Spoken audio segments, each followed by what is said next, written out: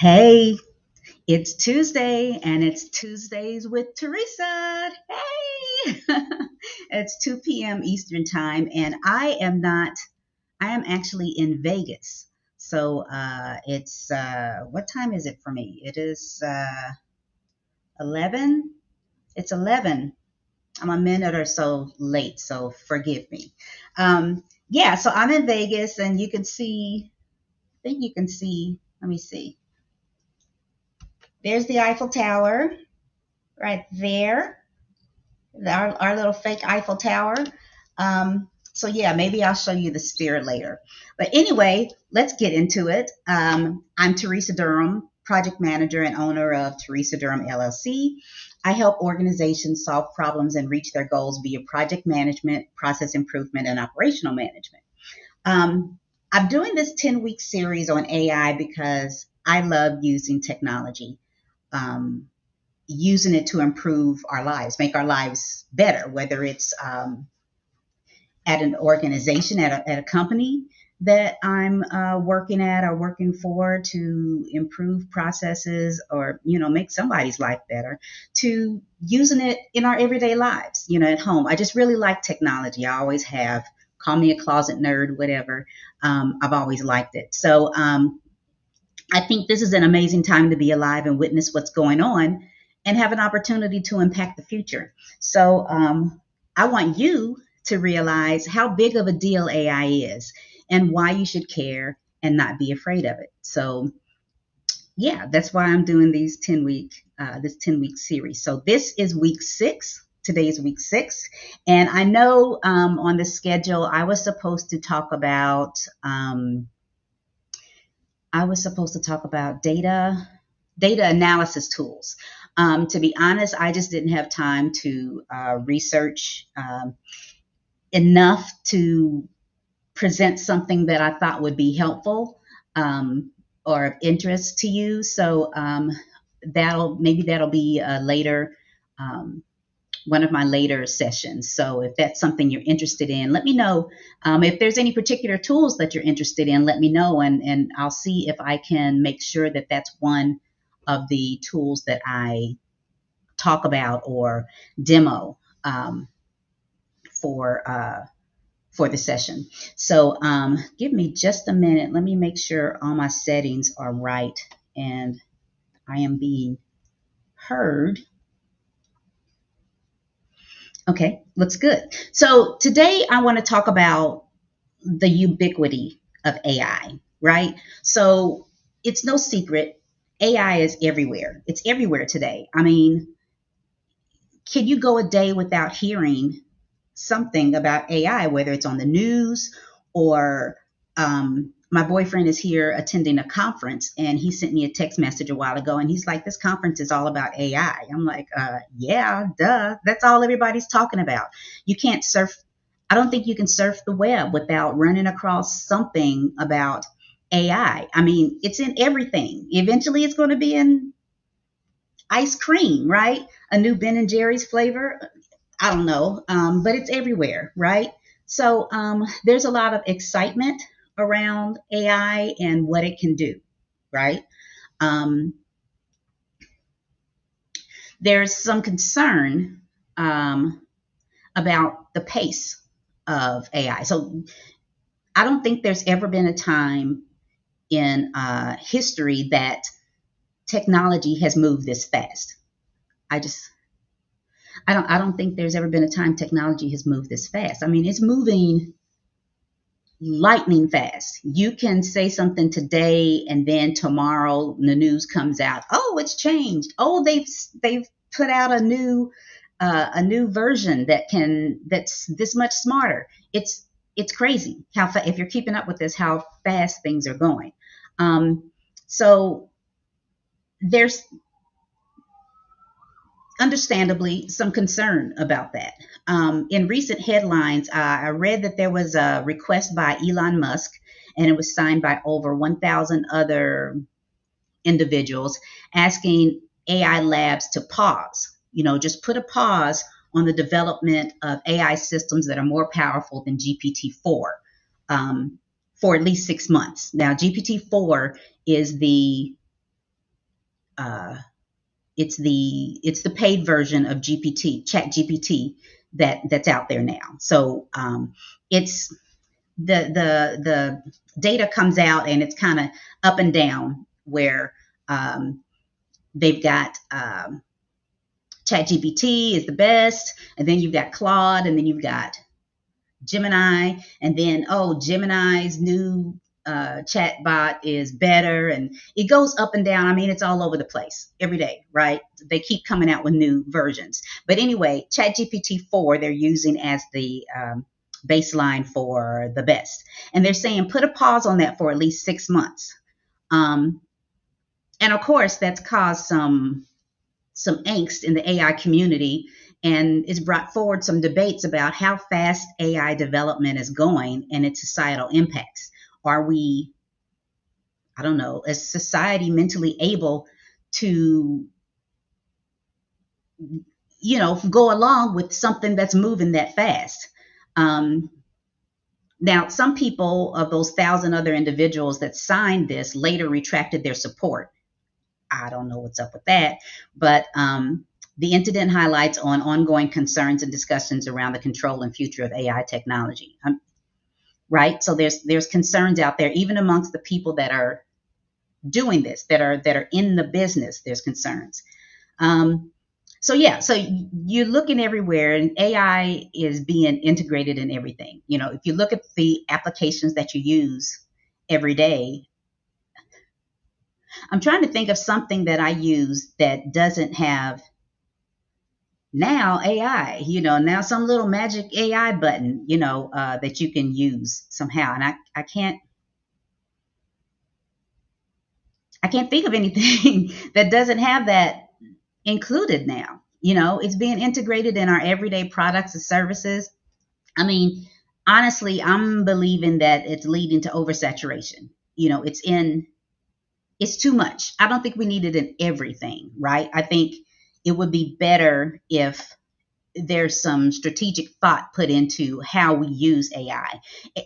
It's like everybody's jumping on the bandwagon because it's the hot thing. It's the hot new thing, right? And if we don't have it, we're going to get left behind. So let's throw it in this. Let's throw it in that, right? Like raisins are good. Let's throw them in potato salad, right? If you know, you know. But I don't think, for instance, do we really need AI to help us write a text message? We know how to write text messages. You know what I mean? That's something simple. Why do I need AI to help me write a text message? Yeah, so we're coming up. We're going to wind up in a place where AI is normalized. It's already a staple in technological discussions and products, but I think there's a point where it's too much. It's just too much. We don't need it in everything. Along with the excitement around AI, there's of course, there's the positive aspects. I mean, that's what I've been talking about in my sessions. I'm excited about what it can do, how it can help us, how it can help, in the healthcare field, how it can help in manufacturing and warehouses and managing your stock in offices, streamlining processes, taking away the mundane, boring, repetitive tasks, taking care of that for us so we can focus on the more interesting things. It can enhance productivity and creativity. We talked about creativity last week. Yeah, last week. We went through some of those tools for creativity. And definitely with its ability to analyze loads of data, it's going to help in decision making. So those are positive ways AI can help, and I understand the excitement around AI with regard to that. Right? That's where my excitement comes from. But we can't. This is a powerful tool. It's a powerful technology, and we have to acknowledge the risks and ethical concerns surrounding it. So let's take privacy issues, right? That's a big deal. People stealing your identity with all the cameras and all these, all the information, all these applications gather about us. It's like, how do we protect our privacy?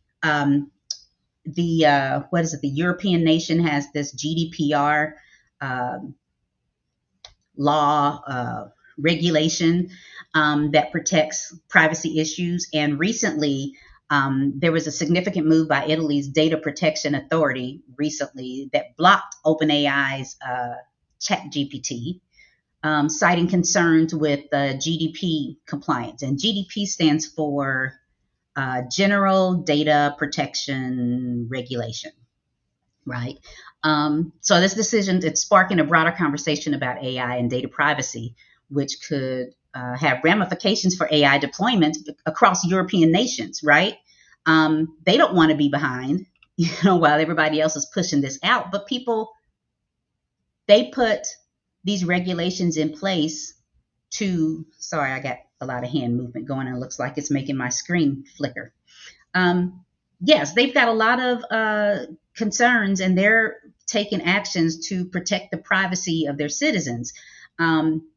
So the authority is investigating whether OpenAI has unlawfully processed individuals' data and the implications of AI systems on privacy, right? This is a great example of the intersection between AI technology and regulatory frameworks that we need to be concerned about. The US is way, way, way behind on putting in place some governance to protect users against, technology that was already out there, let alone what's coming to bear with AI. So there's potential dangers of AI. I mean, I come on here every week and I'm touting, oh, this thing is great. I'm so excited. You can do this with it. You can do that with it. But there are definitely risks and ethical concerns about it. I mean, even to the point where, we may create this powerful AI that may act on its own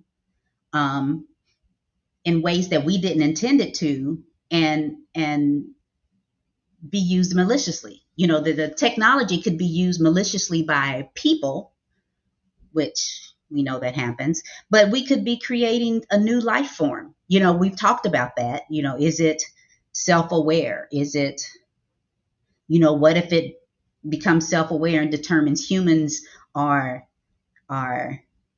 the problem with the earth and decides to get rid of us? On the plane here, I watched the movie The Creator.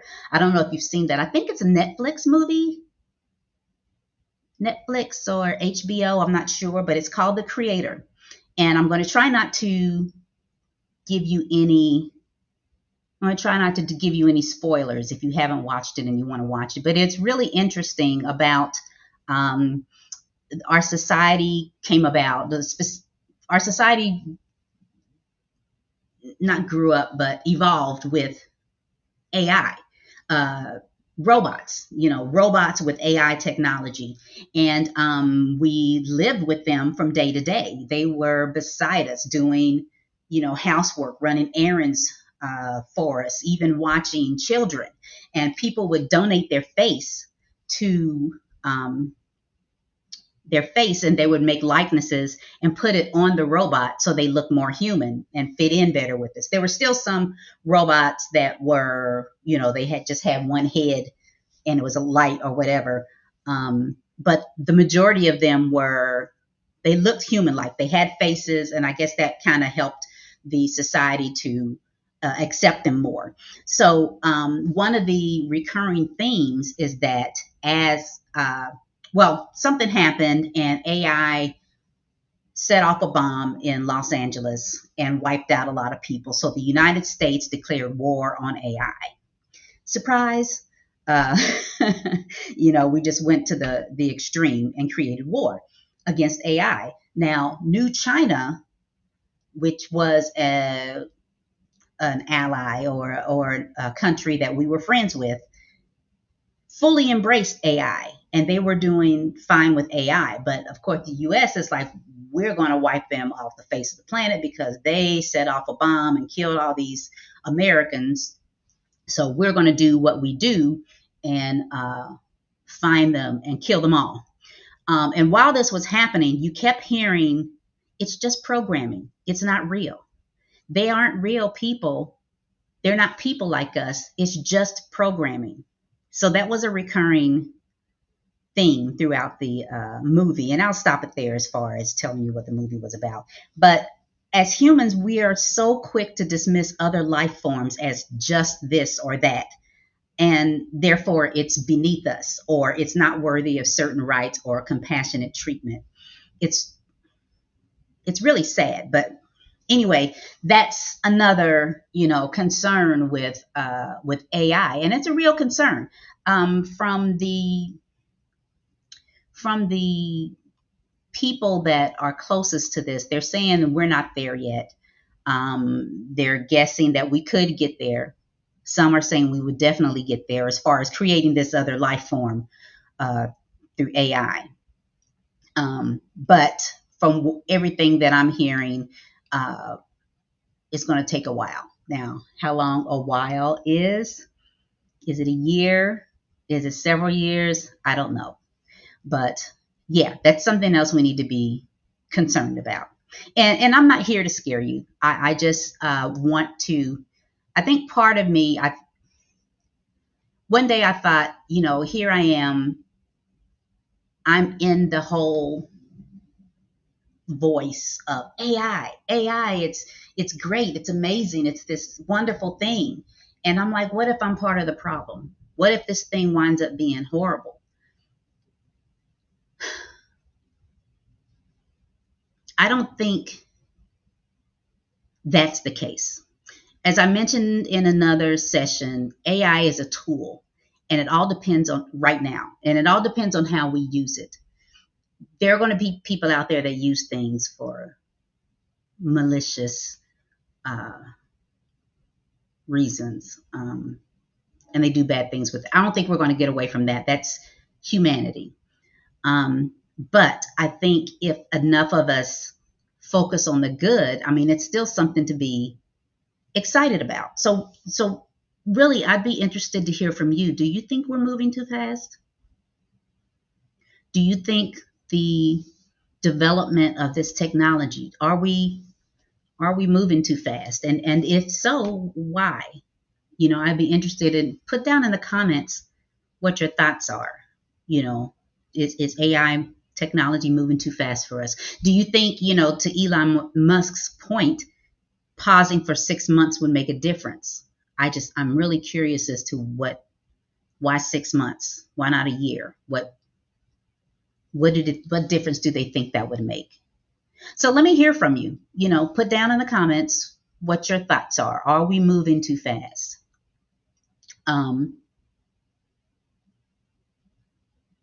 Yeah. So really, I'm not going to take a full hour today. I just wanted to come out and say, because AI is everywhere, and a result of doing this 10-week series on AI, I'm part of the voice saying AI. I wanted to be transparent to you about my concerns, and also, be balanced with what I'm telling you, that there are definite concerns with this AI technology. So, I mean, fine. While we've tackled some heavy things today, I've talked about some heavy topics like the speed of AI development and the ethical tightropes we're walking. It's clear that we're living in a time of incredible technological promise, right? So sure, the idea of AI showing up in everything from our cars to maybe one day our ice cream, that can be overwhelming, right? But remember, each new technology brings opportunities just as much as challenges. Each new invention, I mean, electricity, being able to harness electricity, bringing light to our communities. Who knew later on they'd use it to electrocute people, to execute people? Humans, it's innovative, but some of it can really be dark and twisted and just not what's best for society. So I would encourage you to remember that we're not just passive observers, we're active participants. Um, at least we should be. It, Teresa's opinion thinks that we should be active participants. We get to shape how this technology impacts our world. So that's why I'm doing this series, right? I want you to get interested, get excited, get concerned, get involved. So let's stay curious, stay informed, keep following me, and maybe, be even a little cautious. But above all, let's stay optimistic about the future that we're building, because who knows? Nobody, people may have a crystal ball, but you have to convince me that you really know what's coming. With our collective creativity and spirit, I think we might just make AI work for us in ways that we can't even imagine today. So thank you for joining me today, and let's keep the conversation going. After all, the future isn't just something we enter, it's something that we can create together, right? So I wanted to end this on a positive note. I didn't want to come with gloom and doom and then just say bye. I think we can be and optimistic about what's coming and what we can do, the difference that we can make. There are some super minds out there, and they can come up with such wonderful, wonderful things to do with technology. So I'm going to spend my time focusing on that and seeing if I can help the world be a better place with AI. Yeah, I mean, I'm part of the future. I want to be part of the solution to a better life for all. So I will see you next week, Tuesdays with Teresa, and I hope you have an awesome rest of the week. So I will see you later. Bye.